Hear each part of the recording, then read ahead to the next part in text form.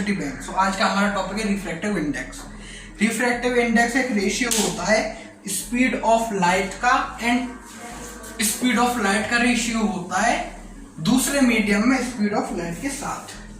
मतलब कि एक रेशियो है speed of light in medium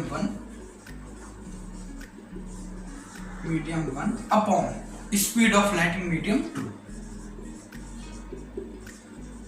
ठीक है, ये एक डायमेंशनलेस क्वांटिटी है, मतलब कि इसका कोई भी यूनिट नहीं, जैसे मीटर है, मीटर पर सेकंड है, ऐसी कोई भी यूनिट नहीं है, ये डायमेंशनलेस क्वांटिटी है। ठीक है, तो इसकी डेफिनेशन लिखते हैं।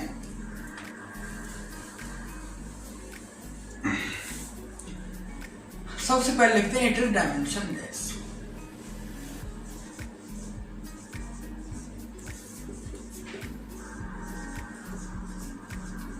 सबसे पहले तो डायमेंशनलेस है। दूसरी बात आती है इसमें इसकी definition, it is the ratio of light, ratio of the speed of light in medium 1 and in medium 2।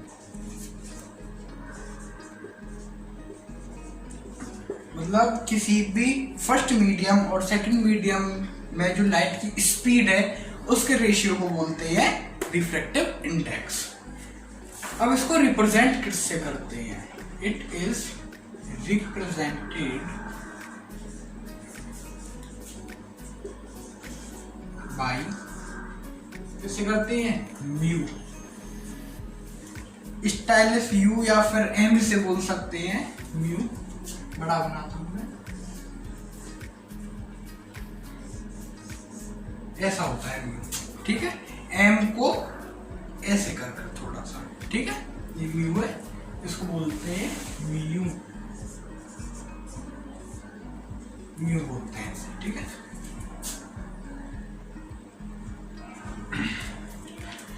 तो इसका सीधी एक ही डेफिनेशन है कि एक रेशियो होता है speed of light in medium 1 and speed of light in medium 2। इसको हम म्यू से रिप्रेजेंट करते हैं, तो mu is equal to C upon B. C क्या है? Speed of light in air. ठीक है, और वी क्या है? Speed of light in medium 2। ठीक है, या फिर अनदर मीडियम। इसका रेशियो है। बस रिफ्रैक्टिव इंडेक्स की डेफिनेशन इसके फॉर्मूले से ही ड्राइव हो जाएगी, आप अच्छी तरह पढ़ेंगे तो। बस इनका रेशियो जो है speed of light in 1 medium and speed of light in second medium का जो रेशियो वो रिफ्रैक्टिव इंडेक्स होता है। अब इसका दो टाइप होते हैं। It is of 2 types। एक तो होता है absolute refractive index. Absolute refractive index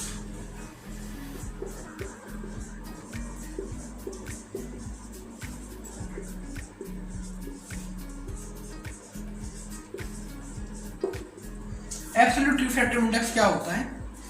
The ratio of speed of light in vacuum with the speed of light in medium 2। मतलब के ऊपर हमेशा speed of light in vacuum ही रहे, उसको एब्सोल्यूट रिफ्रैक्टिव इंडेक्स कहते हैं। ऊपर हमेशा स्पीड ऑफ लाइट ही रहेगी, नीचे सेकंड मीडियम कोई भी हो सकता है, मेटल हो सकता है, कुछ भी हो सकता है, वाटर हो सकता है। ठीक है, तो इसकी डेफिनेशन लिखते हैं। It is the ratio of speed of light in vacuum with the speed of light in another medium.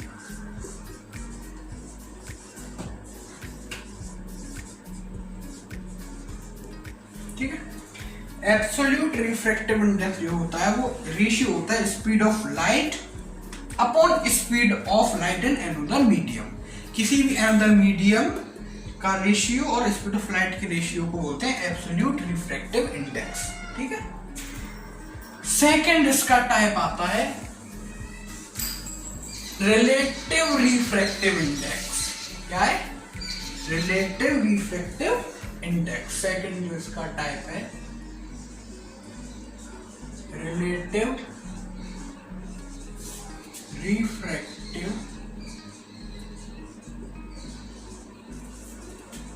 Index. Relative refractive index में क्या होता है? सबसे पहली बात, जैसे ये speed of light in air का रेशियो था speed of light in another medium के साथ, ऐसे ही इसमें जरूरी नहीं है कि speed of light in air ही ऊपर आनी चाहिए। इसमें किसी भी मीडियम का किसी भी मीडियम के साथ रेशियो हो सकता है। It is the ratio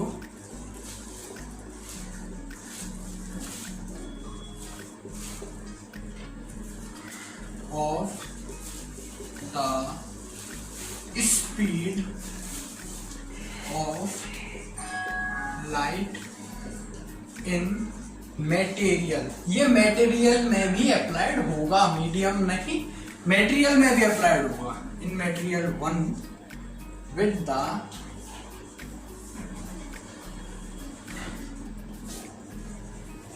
speed of light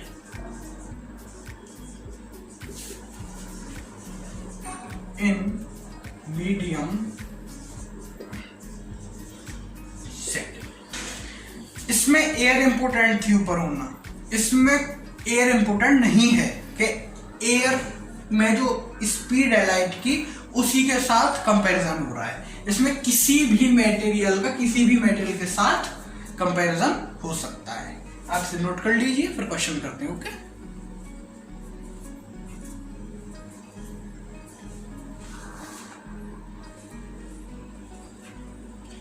हो गया note?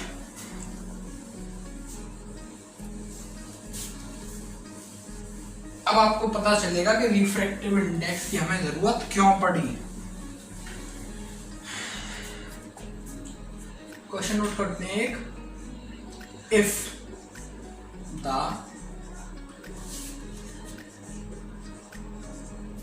Refractive index of glass is 1.5, इसके पीछे कोई भी यूनिट नहीं आएगी। मैंने आपको पहले ही बताया था कि रिफ्रैक्टिव इंडेक्स जो है वो डायमेंशनलेस क्वांटिटी होती है। ठीक है, if the refractive index of glass is 1.5 and the speed of light in vacuum is 3 into 10 to the power 8 metre per second, जैसे कि मैंने आपको पहले भी बता चुका हूं। Then find the speed of light in glass.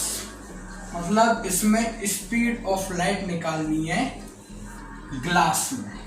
इसमें दे रखा है if the refractive index of the glass is 1.5, अगर रिफ्रैक्टिव इंडेक्स जो ग्लास का है 1.5 है and the speed of light in vacuum is 3 into 10 to the power 8 metre per second, और जो स्पीड है लाइट की किसमें, वैक्यूम में, मतलब एयर में, वो दे रखी है हमें 3 into 10 to the power 8 metre per second.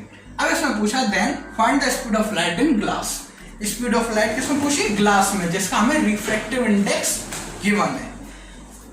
तो सॉल्यूशन करते हैं इसका। बोर्ड में हमेशा जो मार्किंग होती है स्टेप बाय स्टेप होती है। पहला नंबर मतलब कि अगर कोई 5 मार्क्स का क्वेश्चन है तो उसमें डिवीजन हुआ, जैसे फर्स्ट मार्क्स इस स्टेप पे, 2 मार्क्स इस स्टेप पे एंड 2 मार्क्स इस स्टेप पे। 3 या 4 स्टेप्स में मार्क्स की डिवीजन होती है। अगर आपने ये पार्ट लिख दिया, किसी भी क्वेश्चन का पहला पार्ट जो मैं बताऊंगा आपको ऐसे लिखना, ये लिख दिया और आपने ये नहीं लिखा, तो 5 में से आपको 1 नंबर मिलेगा। ठीक है, अगर ये पार्ट नहीं लिखा और आंसर ले आए और सॉल्यूशन कर दिया और पहले ये नहीं लिखा गिवन पार्ट क्या दे रखा है आपको, तो आपका आंसर कितना भी ठीक हो 5 मार्क्स में से 4 मार्क्स ही मिलेंगे। ये 1 मार्क्स जो गिवन डेटा का ये कैंसिल हो जाएगा। तो हर क्वेश्चन को स्टेप बाय स्टेप करना है बोर्ड में। ठीक है, फर्स्ट स्टेप जो है हमारा वो है गिवन डाटा। सबसे पहले लिखे हम गिवन दे रहा है हमें म्यू रिफ्रैक्टिव इंडेक्स होता है, नीचे लिख देंगे जी, मतलब के ग्लास का रिफ्रैक्टिव इंडेक्स जो दे रखा है वो हमें 1.5 दे रखा है। ठीक है, दोबारा में लिखेंगे speed of light in air, या फिर इसे सी से भी रिप्रेजेंट करते हैं। Speed of light in air को सी से रिप्रेजेंट करते हैं, वो हमें गिवन है 3 × 10⁸ मीटर पर सेकेंड। अब हमसे क्या पूछा है, speed of light in glass पूछा है। ठीक है, किसी भी मीडियम में स्पीड ऑफ लाइट को रिप्रेजेंट करते हैं वी से। अब वी के नीचे आपको ग्लास, जैसे म्यू के नीचे जी लगाया था ग्लास के लिए, ऐसे नीचे जी लगा सकते हैं। इसको हमें फाइंड करना है। ठीक है, तो इसका क्वेश्चन मार्क लगा देंगे। इस स्टेप पे आपका 1 मार्क आपको मिलेगा ही मिलेगा। ठीक है, ये स्टेप 1 मार्क्स का होता है बोर्ड में। अब इसका सॉल्यूशन आता है, तो हमें जैसा कि रिफ्रैक्टिव इंडेक्स दे रखा है, we know that mu equals to C upon v. ठीक है, यही हमने रिलेशन बताया था आपको। म्यू कितना दे रखा है 1.5 इक्वल्स टू सी हमें गिवन है 3 × 10⁸ मीटर पर सेकेंड, तो 3.0 × 10⁸ मीटर पर सेकेंड। ठीक है, अब हमें v नहीं दे रखा, v हमें फाइंड आउट करना है। क्या, speed of light in glass, v of g हमें फाइंड करना है। तो इस पर लिख देंगे हम x। ठीक है, x मान लेंगे, या फिर हमें फॉर्मूले में जो दे रखी है इसकी डेरिवेशन v ही लिख लेंगे रिप्रेजेंटेशन। ठीक है, अब इसको सॉल्व करते हैं। सॉल्व ऊपर कर देते हैं, चलिए यहां कर देते हैं। अगर हमें 1.5 equals to 3.0 × 10⁸ metre per second दी हुई है अपॉन में v, तो v is equals to 3 × 10⁸ metre per second upon 1.5। 1.5 का डिवाइड हो जाएगा, यहाँ से 1.5 यहाँ चले जाएगा, v ऊपर आ जाएगा। ठीक है, 1.5 से 3 कितनी बार जाएगा, 2 बार, तो v is equals to 2 × 10⁸ metre per second. ये हमारा आंसर आ गया v निकल के। तो अब हम इसमें लिख सकते हैं कि speed of light in glass is equals to कितना है, 2 × 10⁸ मीटर पर सेकेंड। ये हमारा आंसर हो गया। रिफ्रैक्टिव इंडेक्स का एक मोस्ट बेसिक क्वेश्चन है, इसके कॉन्सेप्ट को समझाने के लिए क्वेश्चन है।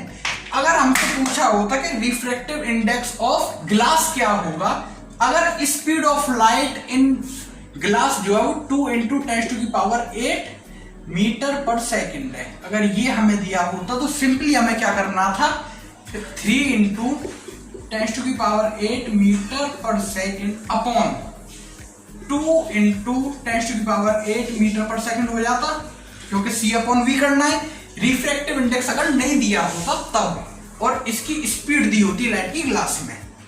2 तरह से क्वेश्चन आता है, वो मैं इसलिए बता रहा हूं आपको।